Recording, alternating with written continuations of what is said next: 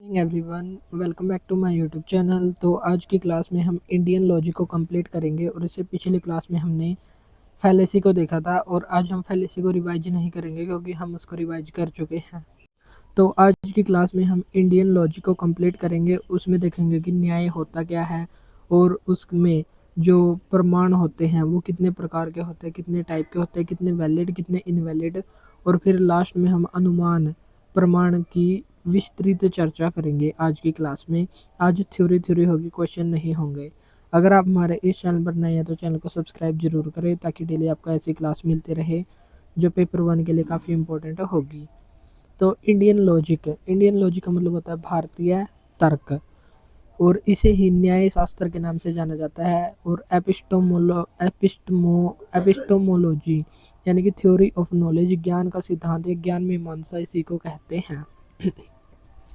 जो ज्ञान होता है ये मुक्ति का साधन होता है और अंतिम लक्ष्य मानव का होता था मोक्ष। हमने हायर एजुकेशन में भी पढ़ा था, मनुष्य का जो मानव का महत्वपूर्ण वो लक्ष्य होता था वो होता था मोक्ष। तो मोक्ष इसका मुख्य लक्ष्य होता है। और इंडियन लॉजिक में ज्ञान प्राप्ति के 6 तरीके हैं जिन्हें ही 6 प्रमाण भी कहते हैं। तो इंडियन लॉजिक भारतीय तर्क शास्त्र के अनुसार ज्ञान प्राप्ति के हैं 6 तरीके या प्रमाण, जिसमें से 4 वैलिड हैं और 2 हैं इनवैलिड, यानी कि 4 वैध हैं और 2 हैं अवैध। और प्रमाणों के थ्रू हम नॉलेज को टेस्ट कर सकते हैं, नॉलेज को हम चेक कर सकते हैं कि ये ठीक है या नहीं। वेद वेद भारतीय साहित्य के प्रारंभिक साक्ष्य हैं और ये कभी गलत नहीं हो सकते, ऐसा भी इसमें बताया गया है। वेदों को मानने वाले ये कहलाते हैं आस्तिक या रूढ़िवादी, इन्हीं को ऑर्थोडॉक्स कहते हैं। और जो वेदों को न मानने वाले नहीं मानते उनको नास्तिक, विधर्मी या हेटेरोडॉक्स कहते हैं। तो ऐसा भी क्वेश्चन पूछा जा सकता है कि वेदों को न मानने वाले को क्या कहा जाता है, तो विधर्मी वहाँ पर ऑप्शन में हो सकता है।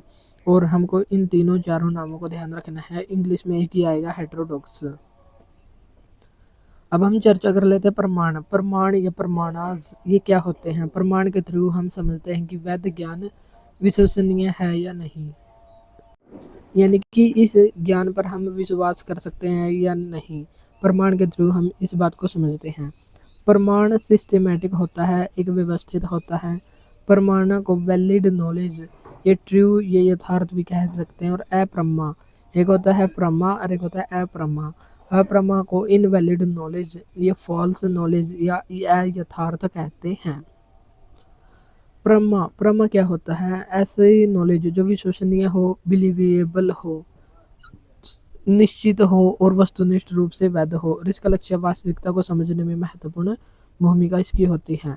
एक होती है अप्रमा होती है फॉल्स नॉलेज, अपोजिट ऑफ प्रमा के बिल्कुल विपरीत होती है और वस्तु की वास्तविकता के साथ संरेखित नहीं होती, यानी कि उसके से मेल नहीं खाती, हमेशा इनवैलिड होती है। और अविश्वसनीय, अनरिलायबल ये होगी, जिसमें हमेशा संदेह, डाउट या संशय रहेगा, त्रुटि, एरर या फैलेसी या भ्रम होगा और गलतियां इसमें शामिल होंगी। ज्ञान को अच्छे से हम नहीं समझ पाएंगे अप्रमा के माध्यम से और वास्तविक समझ में बाधा उत्पन्न होगी। तो प्रमा होती है फॉल्स, प्रमा ये होती हैं ट्रू नॉलेज, यथार्थ नॉलेज और वैलिड नॉलेज। और अप्रमा होती है इनवैलिड या फॉल्स, या जिसमें डाउट हो, ज्ञान को अच्छे से नहीं समझ पाते और वास्तविकता में बाधा होती हो। 4 इम्पोर्टेंट मीन्स ये क्या होते हैं। 4 इम्पोर्टेंट मीन्स को हम याद कर सकते हैं। PAUS, पोस से जो वैलिड नॉलेज होते हैं, वैलिड प्रमाण होते हैं, जो टोटल 6 प्रमाण होते हैं। पौवास से हम इसको याद करेंगे, जिसमें से 4 वैलिड और 2 इनवैलिड होते हैं। 4 वैलिड को पोस या पिन कोड से हम इसको याद कर सकते हैं अगर इंग्लिश में याद करना हो, जैसे परसेप्शन, इन से हो गया इनफेरेंस, CO से हो गया कंपैरिजन और T से हो गया टेस्टिमनी। लेकिन हमको हिंदी में ही ध्यान रखना है क्योंकि कभी कभी जो ये परसेप्शन है वो नहीं आता, बल्कि हिंदी में इंग्लिश में ही लिखा था प्रत्यक्ष, अनुमान, उपमान और शब्दा। तो ऐसे यहाँ पर लिखा हुआ आता है तो हमको ऐसे रखना है। तो PAUS, P से हो गया प्रत्यक्ष, A से अनुमान, U से उपमान और S से शब्द। तो प्रत्यक्ष, अनुमान, उपमान और शब्द। 2 इनवैलिड होते हैं, अर्थपति और अनुपलब्धि। आज हम अनुमान को देखेंगे कि अनुमान होता क्या है। अनुमान दो शब्दांशों या शब्दों से मिलकर बना है, अनु और मान से। अनु या माना से। अनु का मतलब होता है बाद में और मान का मतलब होता है ज्ञान, यानी कि बाद में ज्ञान। यानी कि ये इनडायरेक्ट नॉलेज होता है, किसी चीज़ को देखने उसका अवलोकन करने के बाद जो हमें ज्ञान प्राप्त करने जैसा होता है उसे हम कहते हैं अनुमान। यानी कि किसी चीज़ को देखने उसका अवलोकन करने के बाद हमको जो ज्ञान मिलता है उसे हम अनुमान कहते हैं। जैसे यहाँ पर एक उदाहरण दिया गया है, कल्पना करो। अनुमान का उदाहरण है ये। आप चल रहे हैं और आपको गीली जमीन और बंद छाते दिखाई देते हैं। आप शायद सोचेंगे कि अभी अभी बारिश हुई है, भले ही आपने बारिश ना देखी हो। तो ऑब्जर्वेशन के बाद हमने एक अनुमान लगाया कि गीली ज़मीन है, छाते बंद है, यानी कि अभी अभी बारिश हुई होगी। तो ये है हमारा अनुमान, चाहे हमने बारिश देखी हो या नहीं। अब हम अनुमान को आगे टाइप में विभाजित करेंगे, मनोवैज्ञानिक या साइकोलॉजिकल। अकॉर्डिंग टू साइकोलॉजी अनुमान के दो प्रकार हैं, एक होता है स्वार्थ अनुमान, एक होता है प्रार्थ अनुमान। स्वार्थ हमने जैसे सेल्फ इंटरेस्ट होता है स्वार्थ। अपने आप को समझाने के लिए जो अनुमान होता है उसको कहते हैं स्वार्थ अनुमान। नो नीड हाइपोथेसिस, जो परिकल्पना होती है उसकी कोई ज़रूरत नहीं होती। नो नीड स्टेप्स और नो नीड मेथड्स। जब हम अपने आप को खुद को समझाते हैं तो हमको कोई फुल एक्सप्लेनेशन की ज़रूरत नहीं होती और ना ही हमको एक व्यवस्थित अध्ययन की ज़रूरत होती है, बल्कि हम अपने आप को ऐसे ही समझा देते हैं। जैसे हमने गीली ज़मीन देखी तो हमने अपने आप को समझा दिया कि बारिश हुई होगी। लेकिन जब हम किसी दूसरे को समझाते हैं तो उसके लिए एक और अलग अनुमान होता है जिसे कहते हैं प्रार्थ अनुमान। प्रार्थ अनुमान होता है दूसरे या पराये लोगों को समझाने के लिए जिस अनुमान का यूज होता है उसे कहते हैं प्रार्थ अनुमान। ये व्यवस्थित और स्पष्ट रूप से समझाया जाता है। प्रार्थ अनुमान को समझाने के 5 तरीके हैं, ये 5 स्टेप हैं, या इन्हीं को 5 अवयव भी कह सकते हैं। यानी कि जब हम खुद को समझाते हैं तो उसके लिए कोई विधि की ज़रूरत नहीं होती, कोई व्यवस्थित मेथड की ज़रूरत नहीं होती, तो वो होता है स्वार्थ अनुमान। जब हम दूसरों को समझाते हैं तो एक निश्चित विधि, प्रॉपर स्टेप की ज़रूरत होती है, व्यवस्थित रूप से समझाना पड़ता है, तो उसके लिए होता है प्रार्थ अनुमान। और इसके 5 स्टेप हैं और ये 5 स्टेप ऑर्डर वाइज हमको ध्यान रखने सीक्वेंस में। फुन, PHUUN, फुन का मतलब होता है सबसे पहले प्रतिज्ञा, फिर होता है हेतु, फिर उदाहरण, ये ऐसे ही दृष्टांत कहते हैं, फिर उपन्याय, रीअफर्मेशन यानी कि पुनः पुष्टि होती है, और फिर होता है निगमन। निगमन का मतलब होता है जो निष्कर्ष होता है उसको कहते हैं निगमन। सबसे पहले होती है प्रतिज्ञा। प्रतिज्ञा को क्या कहते हैं? कंक्लूजन टू बी प्रूव्ड, जो हमको कंक्लूजन प्रूव करना है। जिस कंक्लूजन को हम प्रूव करते हैं उसे कहते हैं प्रतिज्ञा। जैसे द हिल हैज़ फायर, यहाँ पर जो सब्जेक्ट होगा ये माइनर टर्म होगा, इसे कहते हैं पक्ष। इंडियन लॉजिक में इसको पक्ष और वेस्टर्न लॉजिक में इसको कहते हैं माइनर टर्म। और जो प्रेडिकेट होता है वो होती है यहाँ पर साध्य, यानी कि मेजर टर्म। तो साध्य होता है मेजर टर्म, और जो कंक्लूजन में ये है कंक्लूजन। कंक्लूजन में जो सब्जेक्ट होता है वो होता है माइनर टर्म यानी कि पक्ष, और मेजर टर्म प्रेडिकेट होता है, प्रेडिकेट मेजर, और इसे साध्य कहते हैं।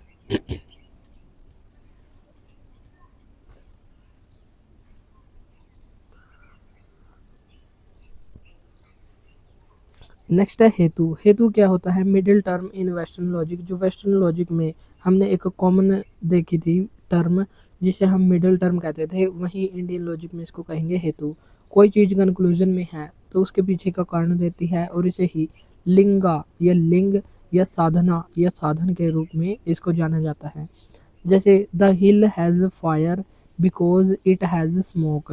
तो जो हिल हैज़ फायर, हिल पर यानी कि पहाड़ी पर जो आग है उसका कारण क्या है?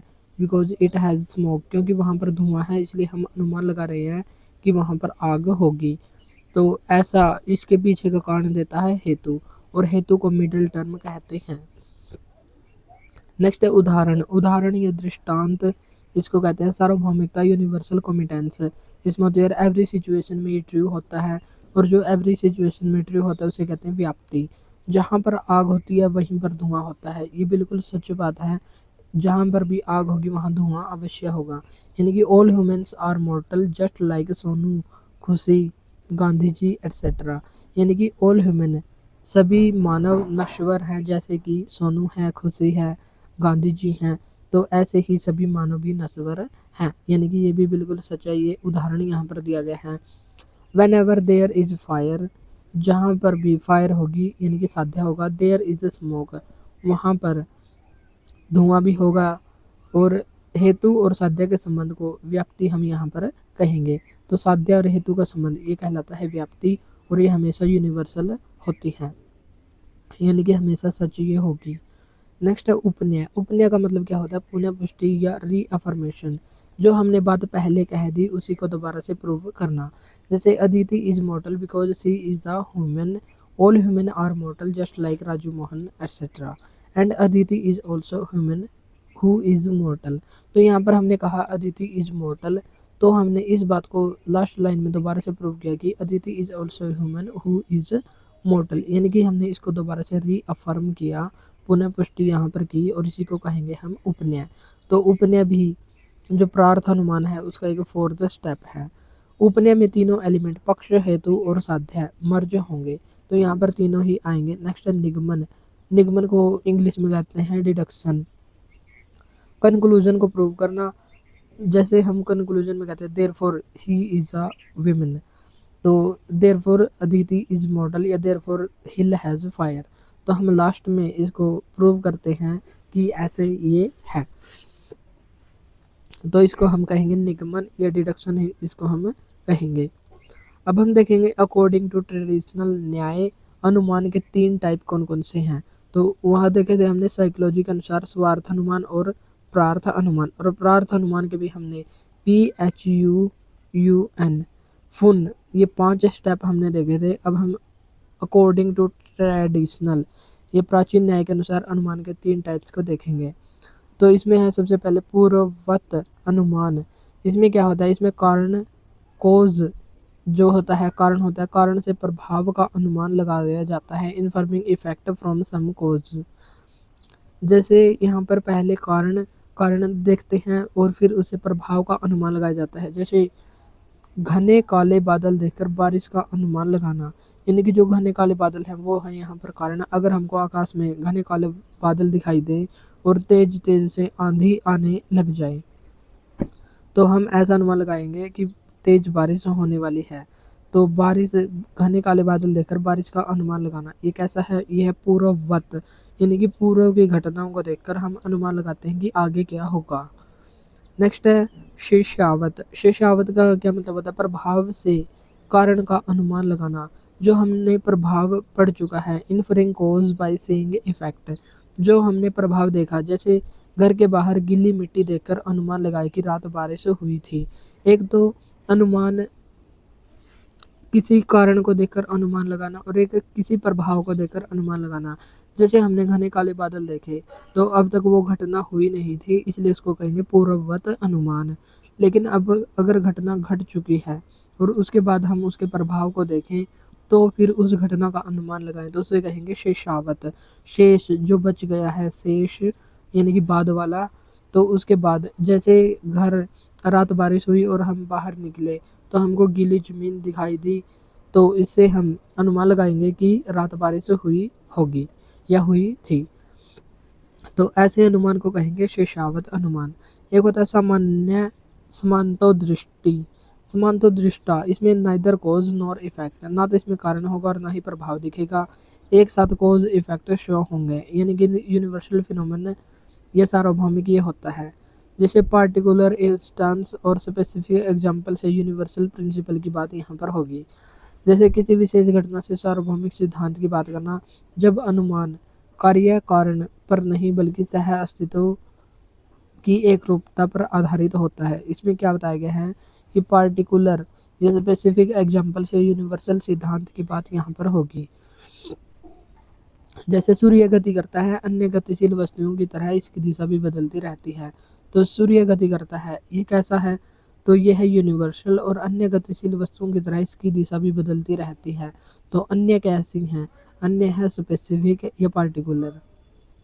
तो यानी कि पार्टिकुलर एग्जाम्पल से यूनिवर्सल सिद्धांत की बात यहाँ पर होगी, यानी कि ना तो इसमें कारण दिखेगा और ना ही इफेक्ट। तो इसमें हमने देखा जो अकॉर्डिंग टू ट्रेडिशनल न्याय है, तो अनुमान होता है 3 प्रकार का। एक होता है पूर्ववत, एक होता है शेषावत। शेषावत में क्या होगा, पहले कारण हो चुका होगा, प्रभाव से हम का अनुमान लगाएंगे, प्रभाव से कारण का अनुमान लगाएंगे।